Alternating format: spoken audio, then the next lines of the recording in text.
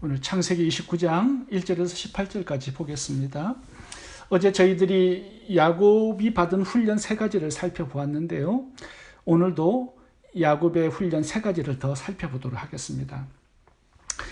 이제 야곱은 삼촌 라반의 집으로 들어가서 20년간 훈련을 받습니다. 그 20년 동안의 훈련은 야곱이 영적으로 무장하고 믿음의 사람이 되는 변화와 성장의 시간이었습니다.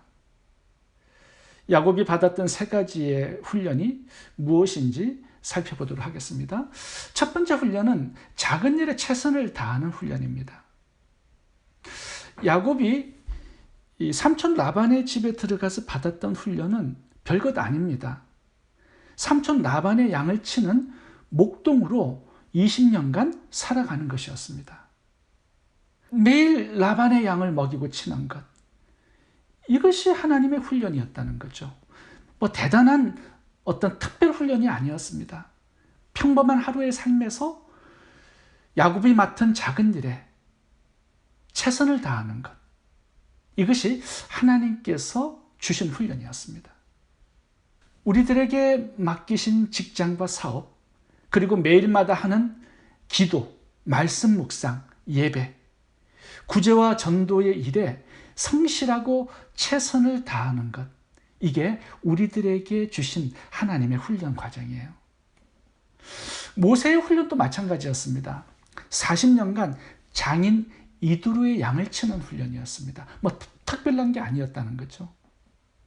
근데 이 양 치는 일이 모세에게 얼마나 중요하냐 하면요, 이 양 치는 일이 이스라엘 백성들을 출애굽시켜서 40년 동안 가나안 땅까지 인도하는데 이 사명과 직결된 일이었습니다. 40년 동안 양치면서 광야를 이리저리 돌아다녔을 때 그 지형을 가장 잘 아는 사람이 된 것이죠. 나중에 40년 후에 모세가 이스라엘 백성들을 출애굽해서 인도해야 할 그 장소가 바로 자신이 양치던 그 광야였습니다. 오늘의 그 작은 평범한 일이 내일의 사명과 연결되어 있다는 거죠. 그래서 오늘 내가 맡은 그 작은 일에 최선을 다하고 성실한 것이 중요하다는 겁니다. 오늘의 일이 내일의 사명과 연결되어 있기 때문에. 그래서 오늘 주어진 일에 게으른 자는요, 내일의 사명을 감당할 수 없습니다. 하나님은 그런 사람들에게 사명을 맡기지 않기 때문이죠. 요셉도 보세요. 애굽의 노예로 팔려서 13년간 노예로 살아갑니다. 그가 했던 일은요, 주인의 목욕물 데우고 장작을 패고 밥하고 빨래하고 마당 쓸고 굉장히 작은 사소한 일들이었죠.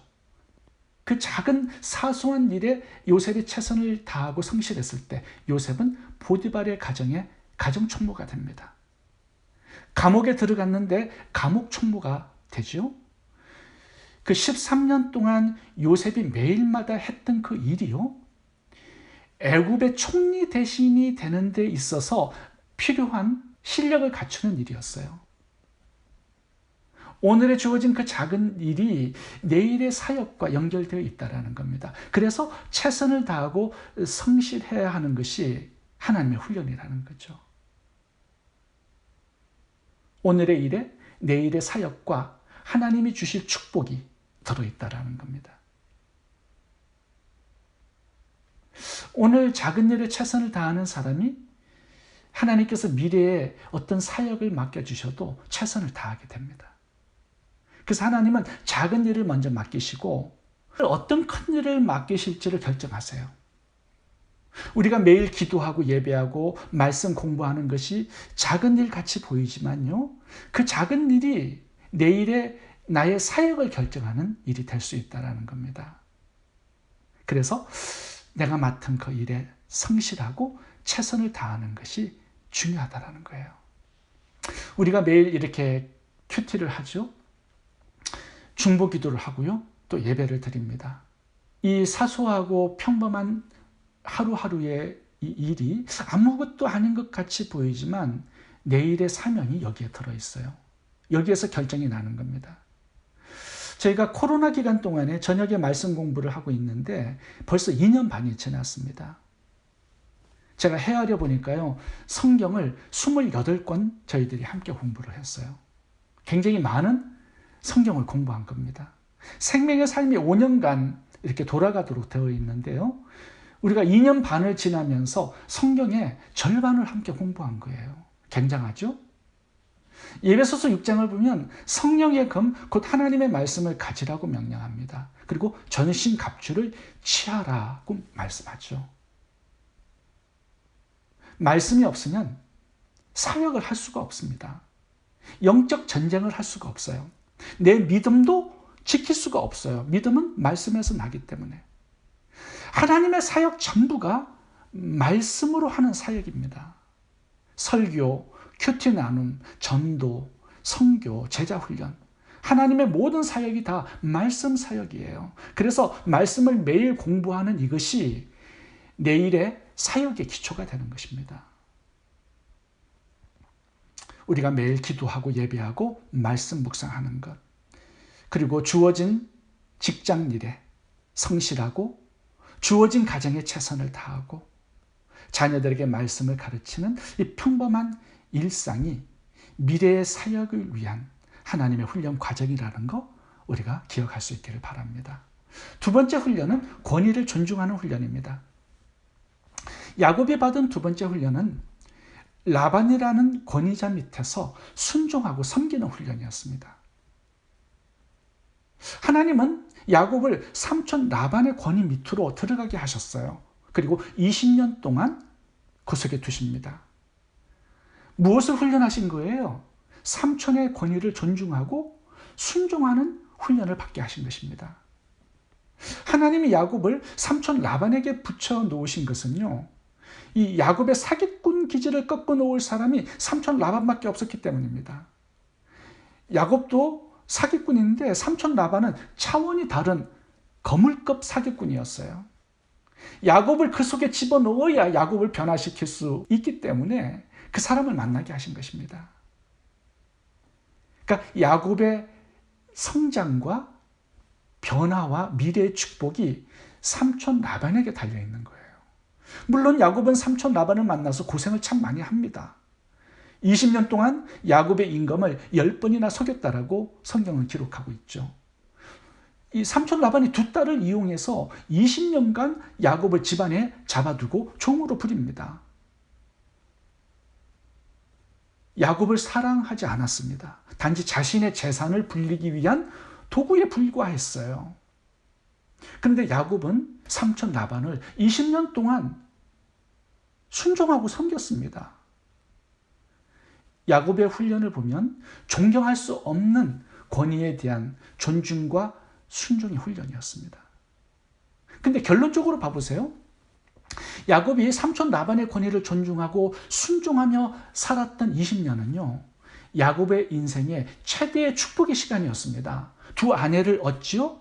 12지파의 조상이 되지요. 야곱이 이스라엘로 바뀌지요. 이스라엘의 국가의 아버지가 됩니다. 그리고 예수 그리스도를 후손으로 얻게 되는 것이죠. 엄청난 축복이 삼촌 라반에게 들어있었던 것입니다.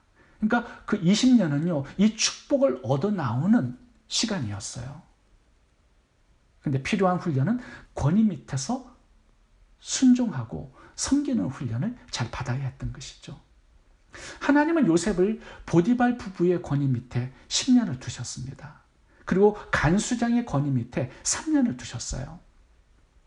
요셉이 13년 동안 하나님이 세우신 권위자들 밑에서 순종하며 섬겼을 때 그곳에서 애굽의 총리 대신에 되는 이 축복을 받아 나오게 하신 것입니다. 그러니까 미래의 축복이 보디발 부부와 이 관수장의 권위 속에 들어 있었던 것이죠. 요셉이 그 권위 밑에서 순종했을 때 미래의 축복을 들고 나온 것입니다. 다윗도 마찬가지예요. 하나님이 미치갱이 사울 왕을 권위자로 붙여주셨습니다. 근데 다윗은 존중하고 순종해요. 그 속에 이스라엘 두 번째 왕이 되는 축복이 들어있었던 거죠.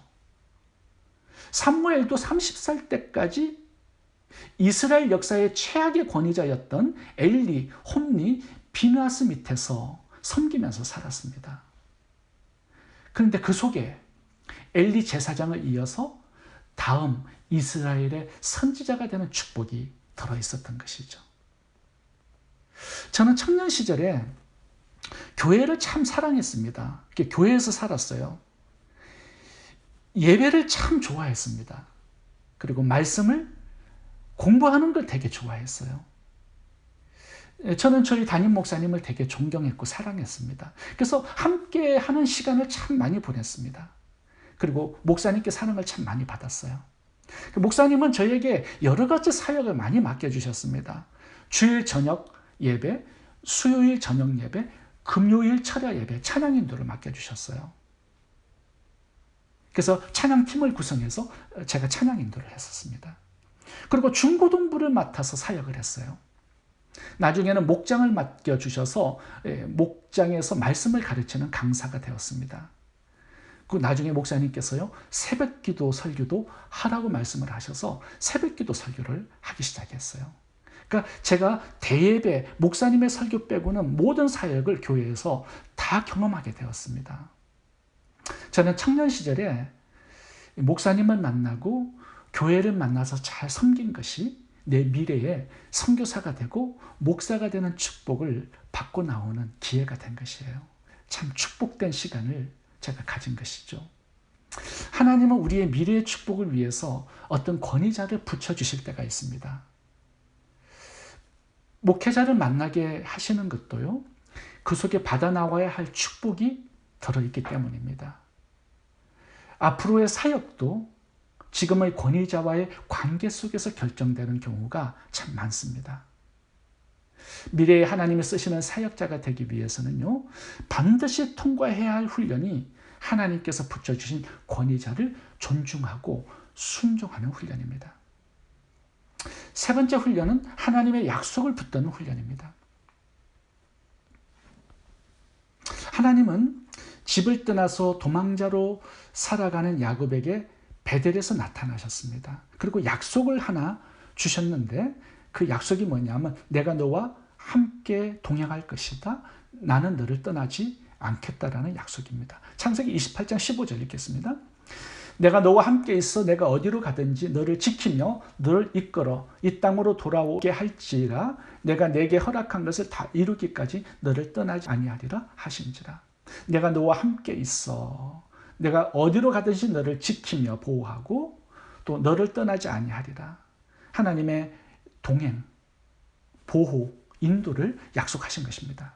이 하나님의 약속이 집을 떠나서 타지에서 홀로 살아가는 야곱에게 가장 큰 힘이 되었을 것입니다. 근데 문제는 현실이 어렵고 힘든 상황이 되잖아요. 그 약속을 잊어버립니다. 이게 우리의 연약함이에요. 아브라함도 그랬고 이삭도 그랬습니다. 하나님께서 내가 너와 함께 하리라 약속을 주셨죠. 근데 기근이 들면 현실을 바라보고 애굽으로 블레셋 땅으로 내려갑니다. 그래서 아내를 속이고 아내를 팔아먹잖아요. 야곱도 삼촌 라반의 집에서 굉장히 힘든 시간을 20년간 보냈습니다. 근데 그 20년 동안 어렵고 힘든 시간을 보낼 때마다 이 하나님의 약속을 야곱이 붙들어야 했습니다. 이 하나님의 약속이 모든 것을 이기고 뛰어넘고 승리할 수 있는 유일한 비결이었어요. 오늘 본문 10절과 11절을 보면 야곱이 한 달간의 여행을 마치고 라헬을 만납니다. 그 라헬을 만나서 소리내어서 울었습니다. 뭔가 이렇게 북받쳐 오르는 어떤 서러움의 감정이 있었을까요? 막 울어요. 저는 이 울음이 서러움 때문에 막 우는 것도 있었겠지만 하나님을 향한 감사와 감격 때문에 울었다고 생각합니다. 야곱이 한 달간 걸어서 이 라헬을 만났습니다. 하란까지 온 거예요. 근데 그 여행의 과정이 쉽지 않았을 겁니다. 하나님께서 동행하시고 길을 인도하셨다라는 이것을 깨닫게 되죠. 그래서 하나님을 향한 감사와 감격의 눈물이 터져 나온 겁니다. 이 삼촌 라반의 집까지 한 달 동안 걸어서 여행을 하는 것은요, 굉장히 위험한 일이었습니다. 왜요? 강도와 도둑이 많았기 때문이죠. 하나님의 보호와 인도하심이 있었기 때문에 하란까지 도착해서 라헬을 만나게 된 것입니다. 오늘 본문에 하나님의 인도하심을 저는 세 가지로 생각해 보았는데요. 첫 번째는 한 달 정도의 여행에 강도의 위험과 짐승의 위험에서 보호해 주셨고요. 하란이라는 목적지까지 하나님께서 동행하셔서 안전하게 인도해 주셨습니다. 두 번째 인도하심은요, 하나님께서 야곱을 우물가로 인도하셨습니다. 삼촌 라반에 대해서 이야기해 줄 수 있는 목자를 만나게 하신 거예요. 야곱은 그 땅의 목자들을 통해서 양떼를 몰고 오는 여자가 삼촌 라반의 딸 라헬이라는 것을 알게 됩니다. 그래서 라헬을 통해서 이제 삼촌 라반을 만나게 된 것이죠.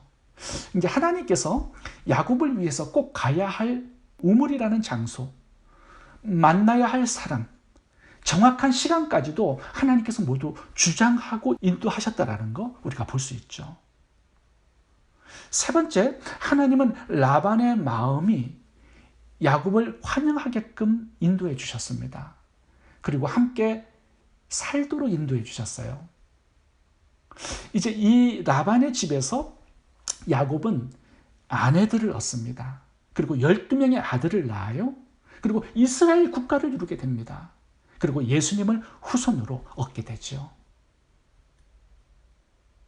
이 결론적으로 보면 야곱의 인생을 하나님께서 섬세하게 인도해 주셨기 때문에 참 복된 인생을 살 수 있었다라는 거 생각해 보게 됩니다. 지금 현실이 굉장히 어둡고 힘들고 불행하기 때문에 하나님의 동행과 보호와 인도하심을 믿지 않을 수가 있습니다. 의심할 수가 있어요. 하나님의 동행과 보호와 인도가 눈에 보이지 않기 때문이죠. 현실이 너무 어렵기 때문에 현실만 바라보면요, 이 하나님의 임재와 동행을, 인도하심을 우리가 보지 못하고 의심할 수가 있습니다. 야곱이 삼촌 라반의 집에서 20년간의 시간을 보내는 것이 믿음으로 보지 않으면 그냥 시간만 때우는 것 같아 보일 수 있어요. 라반의 양떼만 치고 삼촌 라반의 집을 그냥 복되게 하는, 나는 그냥 종이고 노예고 어떤 수단으로 그렇게 여겨질 수도 있었을 겁니다. 근데 하나님의 인도하심을 봐보세요. 하나님은 미래에 12지파를 만들고 이스라엘 국가를 만드시고 예수님을 후손으로 보내시는 것을 계획하시고 야곱을 삼촌 라반의 집으로 인도하신 것입니다. 하나님은 우리도 그렇게 인도하고 계심을 믿어야 합니다. 야곱에게 주셨던 그 약속의 말씀은 하나님께서 우리들에게도 주신 약속의 말씀이에요. 마태복음 20장 18절, 19절 보시면 세상 끝날까지 내가 너희와 함께하리라고 말씀하고 있습니다. 하나님은 출애굽한 이스라엘 백성들을 불기둥, 구름기둥으로 젖과 꿀이 흐르는 가나안 땅까지 인도하셨습니다. 우리도 그렇게 하고 계시는 거예요. 현실이 너무 힘들고 어렵기 때문에 현실만 바라보면 이 하나님의 동행과 보호와 인도하심을 놓쳐버릴 수 있습니다. 하나님께서 노아 방주를 지으라고 명령하실 때 운전석을 만들지 못하게 하셨어요. 그 이유는 하나님이 구원받은 백성들을 친히 인도하시겠다라는 말씀을 하고 있는 거죠.